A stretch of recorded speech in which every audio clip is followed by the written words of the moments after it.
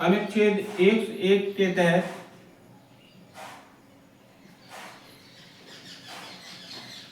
रिक्तताएं हैं, सदस्यों की रिक्तियां।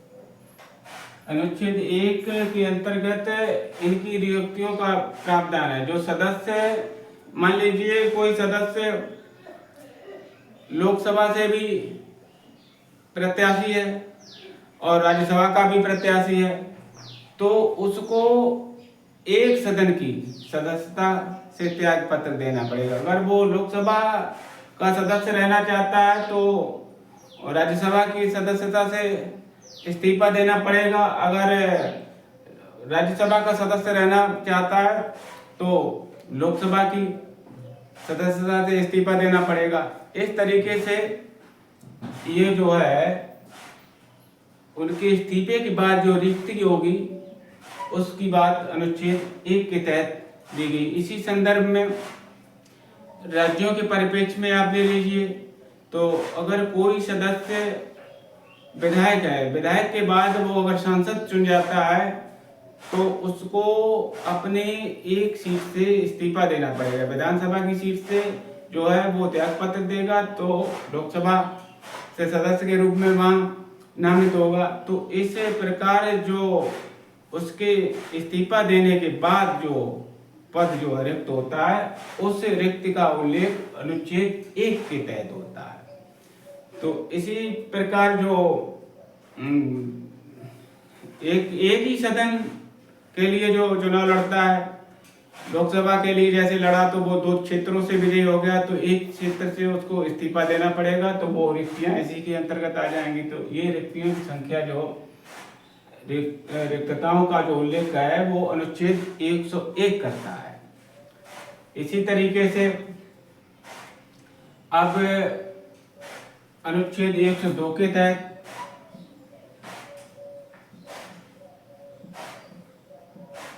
ये निर्भरता जो है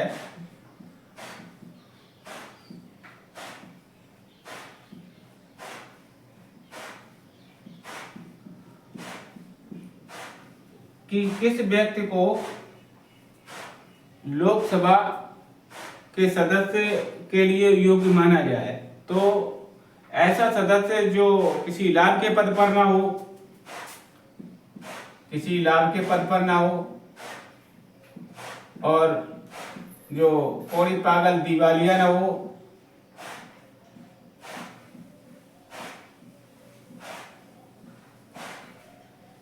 और दल बदल कानून के तहत जिसने कोई कृत्य ना किया गया हो। तो इस प्रकार के कृत्य अगर जो कोई करता है तो वो सदस्य अयोग्य हो जाता है। तो अब बात करते हैं अगले अनुच्छेद की। अनुच्छेद 104 भी बहुत महत्वपूर्ण है। अनुच्छेद 104, इसके अंतर्गत जो व्यक्ति अनुच्छेद 99 के तहत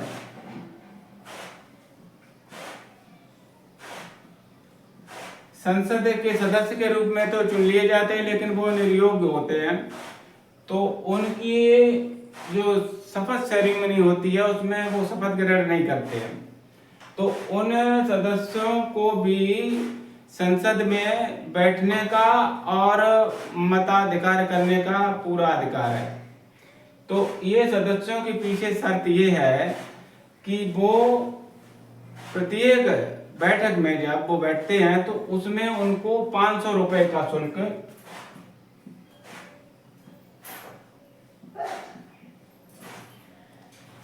जो है जमा करना पड़ेगा।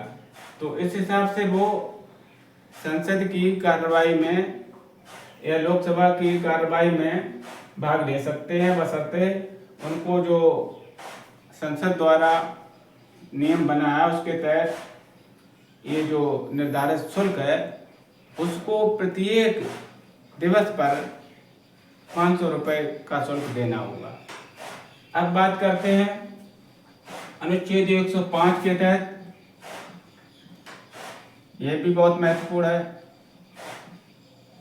इसके तहत संसद सदस्यों के जो है विशेषाधिकार हैं।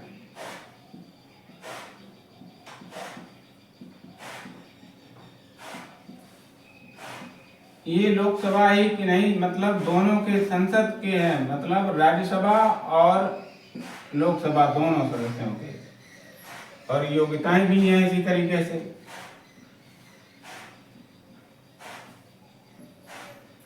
तो ये क्या विशेष अधिकार है, जैसे सत्र चल रहा है तो उस समय जो अधिवेशन चल रहा है उससे 40 दिन पहले और 40 दिन बाद किसी भी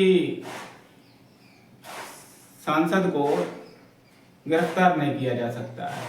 और इस तरीके से और भी है कि जब वहाँ परिसर में जो है इन सदस्यों की कोई गिरफ्तारी नहीं हो सकती है, इन्हें सदन में बोलने का पूरा अपना अधिकार है।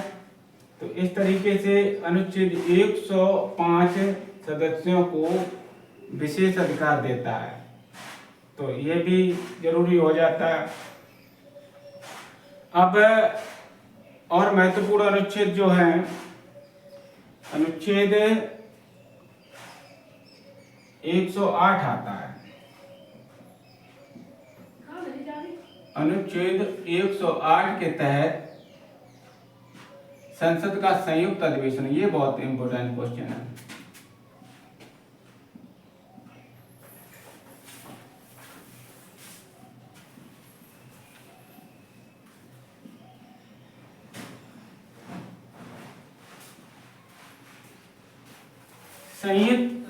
संसद का संयुक्त अधिवेशन जो है अनुच्छेद 108 के तहत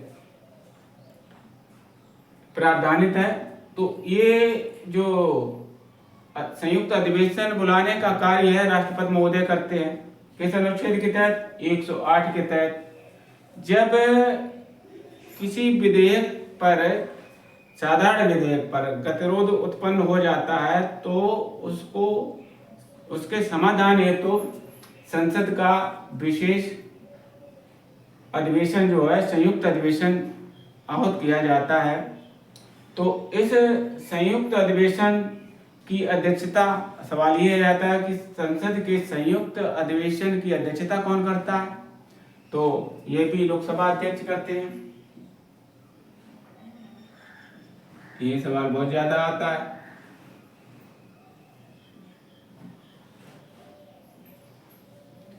तो इस तरीके से संयुक्त अधिवेशन किस अनुच्छेद के तहत और इसकी अध्यक्षता कौन करता है, ये बातें मालूम होना बहुत जरूरी है।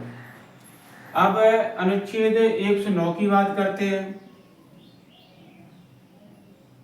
ये भी बहुत महत्वपूर्ण है। अनुच्छेद 109 के तहत धन विधेयक की प्रक्रिया है।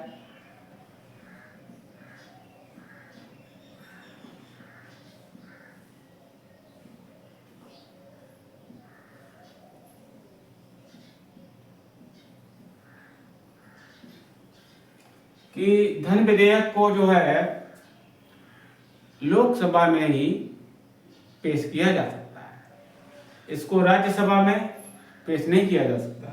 राज्यसभा केवल 14 दिन की इसमें देरी लगा सकती है।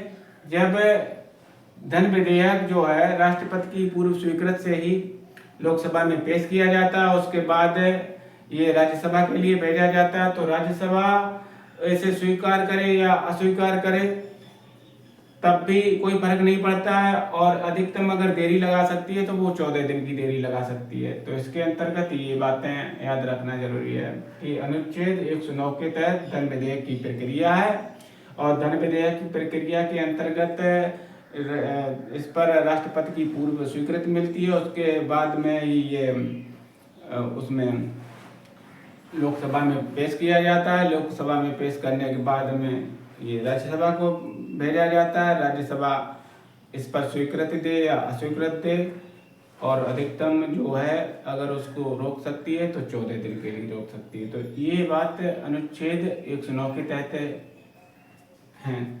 अब अनुच्छेद 110 की बात करते हैं। अनुच्छेद 110 के तहत धन विधेयक की परिभाषा है।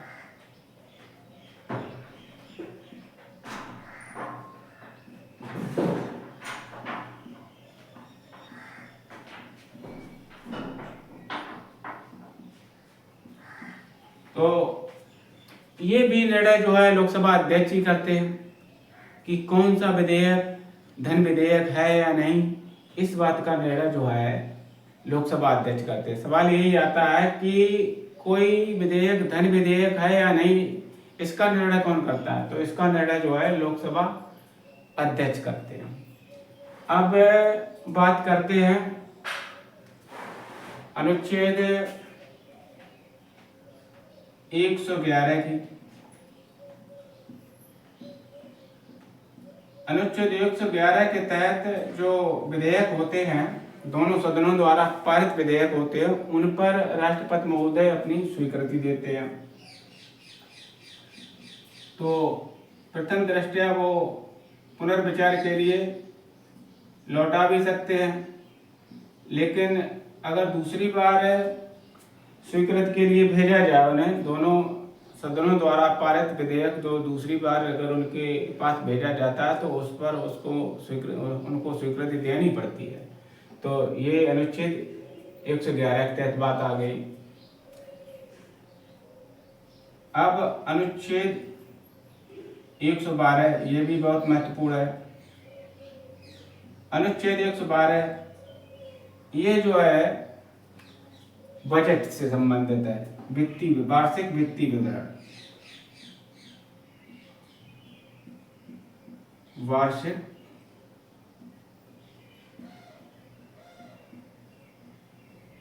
वित्तीय विवरण।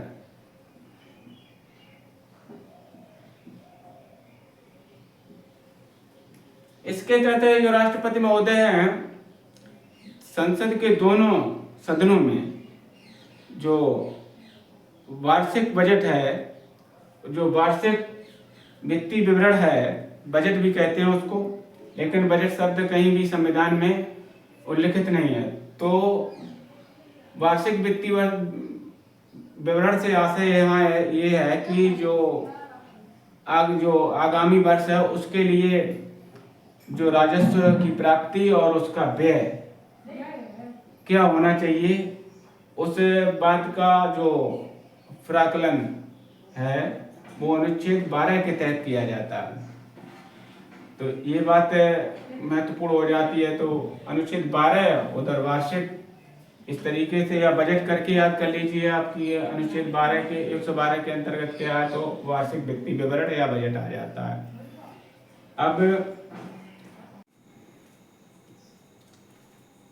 अनुच्छेद 114 के अंतर्गत विनियोग विधेयक आता है।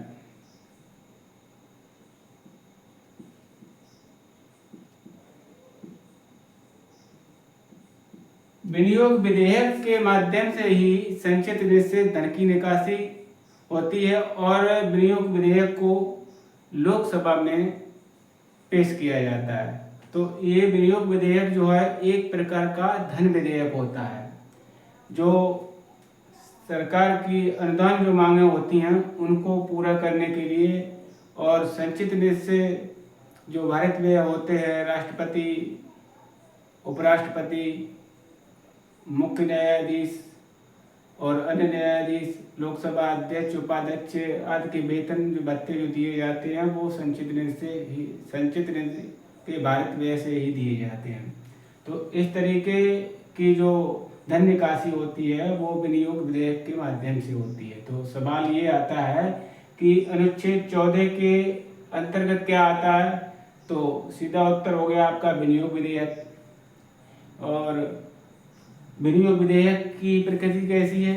विनियोग विधेयक की प्रकृति एक धन विधेयक जैसी है। विनियोग विधेयक कहाँ पेश किया जाता है? तो इसे लोकसभा में पेश किया जाता है। इस तरीके की सवाल इसमें जो है विनियोग विधेयक से बनते हैं। अब जो महत्वपूर्ण अनुच्छेद आता है आपका अनुच्छेद 117 पूछ लेता है। 117 के अंतर्गत वित्त विधेयक आता है।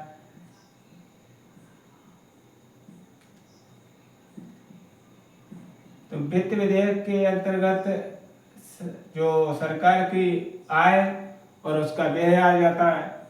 जो सरकार का वार्षिक आय और वार्षिक व्यय जो है वित्त विधेयक के अंतर्गत ये आ जाता है। अब अनुच्छेद आपसे पूछ लेता है 120, यह भी महत्वपूर्ण है।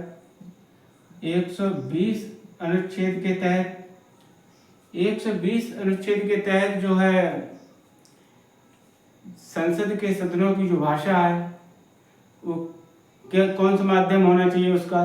तो अंग्रेजी भी है और हिंदी भी है। और अध्यक्ष अपनी अनुमति से किसी भी सदस्य को उसकी मातृभाषा में बोलने का भी जो है अधिकार दे सकता है। तो इस प्रकार अनुच्छेद 20 के अंतर्गत हिंदी, अंग्रेजी भाषा और अध्यक्ष जो है किसी सदस्य को उसकी मातृभाषा में बोलने का अधिकार दे सकता है। अब बात करते हैं अनुच्छेद 121 की।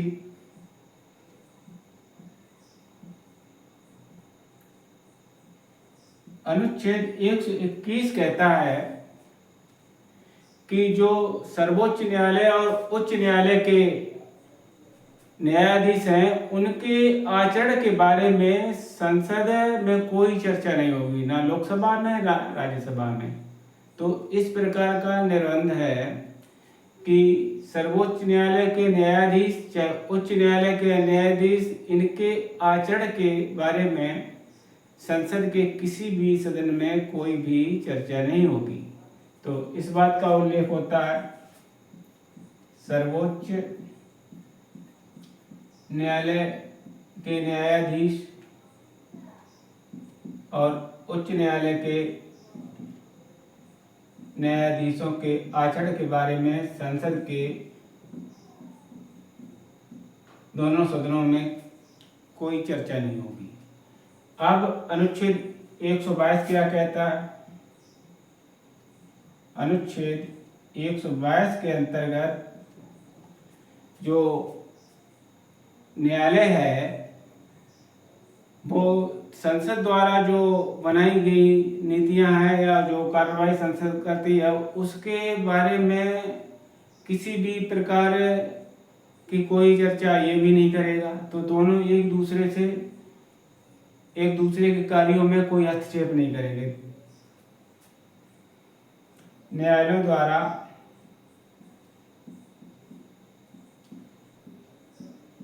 संसद की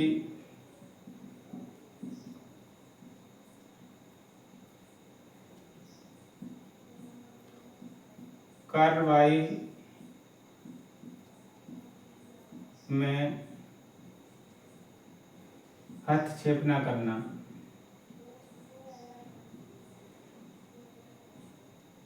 तो ये तो हो गए जो प्रमुख अनुच्छेद और उससे संबंधित जो प्रावधान वो। अब अनुच्छेद 123 आता है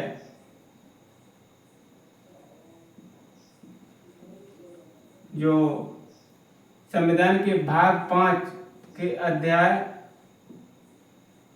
3 के अंतर्गत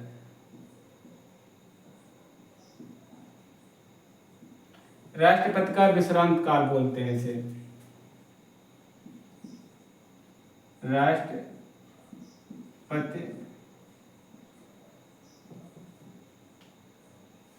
की विश्रांत काल